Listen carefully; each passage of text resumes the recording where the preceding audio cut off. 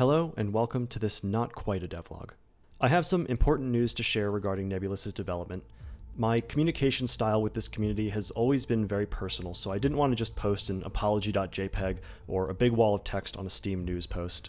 I also thought that it would be extremely inappropriate to do this in the context of a more traditional devlog where I would deliver some bad news and then quickly move on to distract you with shiny new things, so I decided that this dedicated update news video would be the best course of action.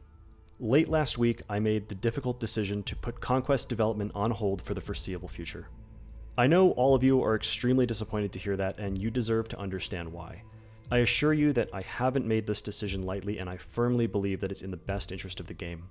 These sorts of false starts and course corrections are a normal part of the game development process, but they're certainly more painful when they play out in a public development like ours. I've always been very direct and transparent with our community, so I'm going to take the rest of this video to explain.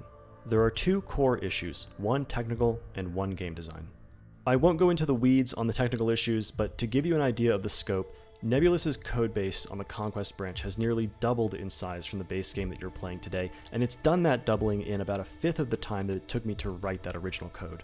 There are a lot of very visible, but also a lot of latent bugs hiding in that rapid expansion. There are also lots of synchronization issues that come with such a complex game state.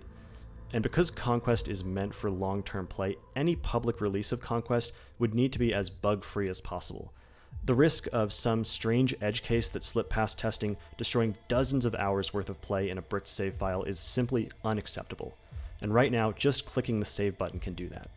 I estimate that if I were to stop feature development right now and focus only on bug fixing and stabilizing the game mode as it stands today, it would take anywhere between 6 months and a full year. And that doesn't account for the time it would take to actually make the game mode feature complete, finish all the content, balance it, and make it ready for public consumption. Now, obviously, creating and fixing bugs is just a natural part of development, and the technical challenges that I've listed are not insurmountable by any means.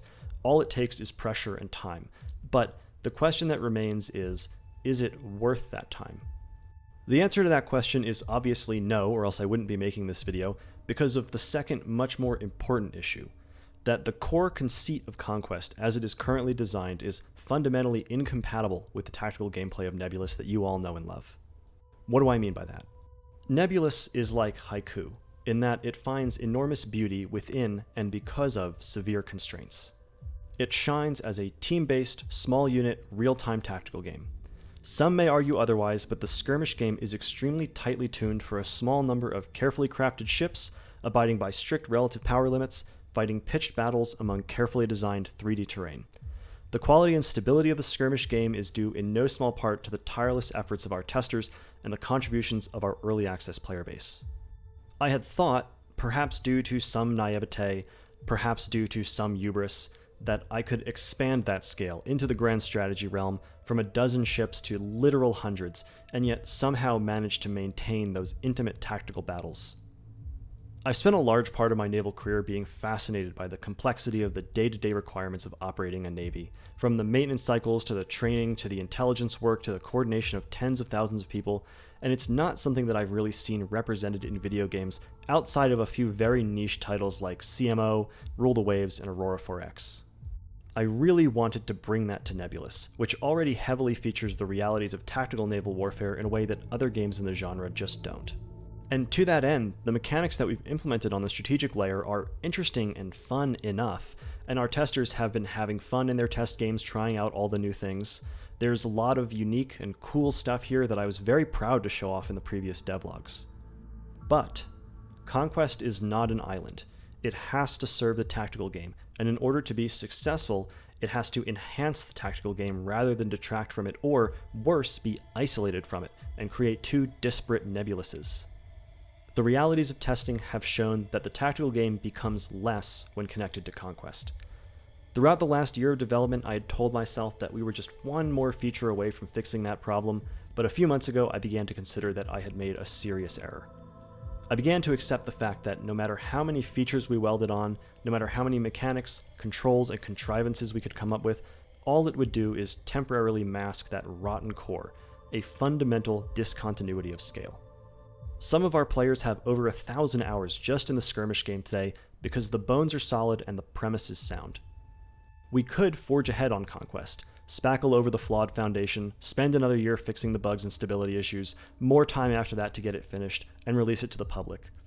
People might play it for a few weeks for the novelty, but it wouldn't take long before the cracks became impossible to ignore and they gave up on it.